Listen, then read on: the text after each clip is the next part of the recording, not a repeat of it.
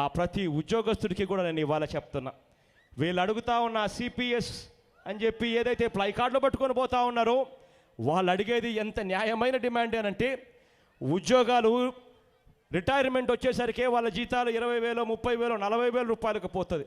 కానీ ఇప్పుడు అనుసరిస్తూ ఉన్న ఈ సిపిఎస్ పెన్షన్ విధానం వల్ల వాళ్ళందరికీ కూడా కనీసం ఉద్యోగం నుంచి రిటైర్మెంట్ అయిపోయిన తర్వాత వాళ్ళకి కనీసం పెన్షన్ కింద 1,100, 1,500 రూపాయలు కూడా రాని పరిస్థితిలో వాళ్ళంతా కూడా ఉద్యోగాలు చేస్తూ ఉంటే వాళ్ళందరూ ఎలా బతకాలి మేము అని చెప్పి అడుగుతా ఉన్నా వాళ్ళది సరైన డిమాండ్.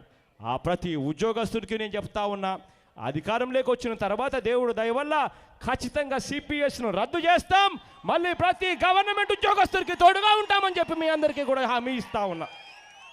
అంతేకాదు ప్రతి ఉద్యోగస్తుడికి కూడా వెనక్కి తిరిగి చూసుకుంటే, ఉద్యోగంలో ఉన్నప్పుడు నేను ఉద్యోగం చేశాను, ఉద్యోగం నుంచి నేను రిటైర్మెంట్ అయిపోయిన తర్వాత వెనక్కి తీసుకుంటే నా పిల్లలకు నేను ఏమిస్తున్నాను, నేను ఏం సాధించాను అని చెప్పి ప్రతి ఉద్యోగస్తుడు కూడా వెనక్కి తిరిగి చూసుకుంటే ఏమీ కనపడని ఈ పరిస్థితిలో ఉన్న ప్రతి ఉద్యోగస్తుడికి చెప్తా ఉన్నాను, రేపొద్దున దేవుడు ఆశీర్వదించి మీ అందరి చల్లని దీవెనతో రేపొద్దున మనందరి ప్రభుత్వం అధికారంలోకి వచ్చిన తర్వాత ప్రతి ఉద్యోగస్తుడికి కూడా ఇంటి స్థలాలు ఇస్తాము, ఇల్లులు కట్టిస్తాను అని చెప్పి ప్రతి ఉద్యోగస్తుడికి చెప్తా ఉన్నా.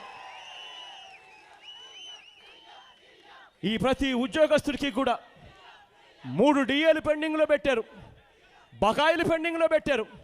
పెడితే వాళ్ళంతా కూడా ఎలా బ్రతకగలుగుతారు? చాలని జీతాలతో వాళ్ళందరూ కూడా బ్రతకాలి అని అంటే వాళ్ళంతా కూడా అవినీతి చేయక తప్పని పరిస్థితి లేక వాళ్ళందరినీ కూడా సాక్షాత్తు ప్రభుత్వమే నెట్టేయడం లేదా అని చెప్పి నేను అడుగుతా ఉన్నా. ఆ ప్రతి ఉద్యోగస్తునికి చెప్తా ఉన్నా, వాళ్ళకు రావాల్సినవన్నీ కూడా కరెక్ట్గా సమయానికి వచ్చేట్టుగా, ప్రతి డిఏ సమయానికి వచ్చేట్టుగా చేస్తా.